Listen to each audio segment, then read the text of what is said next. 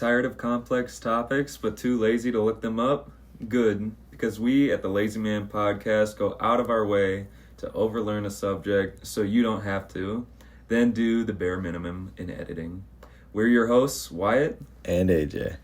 And yes, this is the first and most definitely last episode to be aired. Before we dive into the deep stuff, a quick shout out to AJ for designing the amazing cover art for our podcast, which looks, absolutely sick, by the way, my guy. Thanks. I had to make the design count for this one. Speaking of making things count, let's get into the theme. For this podcast, we each go on a deep dive into a topic that relates to our overall theme, which today is saving Mother Earth. Wyatt, why don't you start us off? The topic I chose to overlearn is saltwater to freshwater conversion. Currently, two primary distillation methods dominate the space: membrane-based and thermal-based processes. Reverse osmosis, which uses a membrane-based technology, is one of the most widely used methods as of today. Thanks to its energy-efficient method of distillation, this process forces seawater through a semi-permeable membrane under extremely high pressures. The membrane functions like a filter, allowing only water molecules to pass through while blocking out larger salt ions.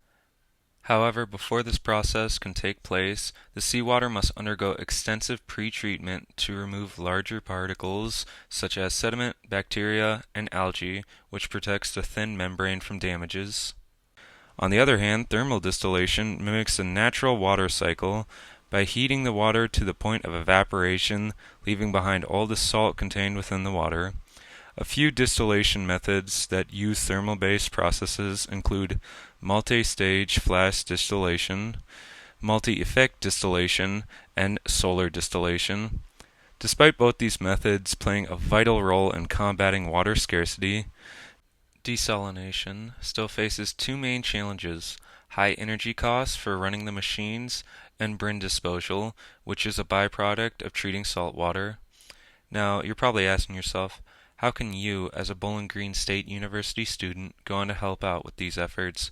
Well, BGSU students and faculty lead several research teams that work alongside H2O Ohio Wetlands Research, where students help study the effectiveness of constructed and restored wetlands. Well, that's all I got. I'm going to pass the mic back to AJ. Thanks, Wyatt. I'm going to be talking about carbon emissions and their effect on our environment. Mainly carbon dioxide, CO2, come from burning fossil fuels like coal, oil, and natural gas. When we drive cars, heat buildings, or use electricity generated from fossil fuels, CO2 is released into the atmosphere.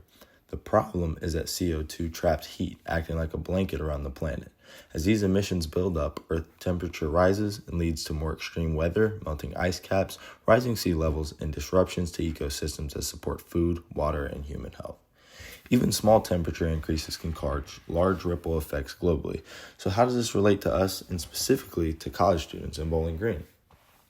Bowling Green is actually a great place to make an impact. For one, it's a windy city, literally, so a lot of its electricity already comes from renewable resources like wind power. But even with clean energy options, everyday actions still influence how much carbon gets used. As college students, one of the biggest contributions we make comes from energy consumption.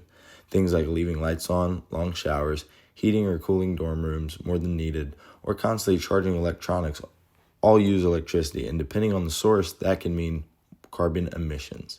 Being mindful of energy use is one of the simplest ways to help. Transportation is another big one. Many students live close to campus, so choosing to walk, bike, or use the campus shuttle instead of driving can significantly cut emissions. Even carpooling to the grocery store helps. Waste also plays a role. When we throw things away, especially plastics and food, the production and decomposition process releases greenhouse gases. Bowling Green State University has recycling options for paper, plastic, and aluminum, and cutting down on single-use. And it looks like that's all the time we're required to give for this one. We've officially done our minimum work requirements for this project. Once again, thank you for tuning in to the one and only episode of the Lazy Man Podcast. Don't forget to stay educated. And more importantly, stay lazy.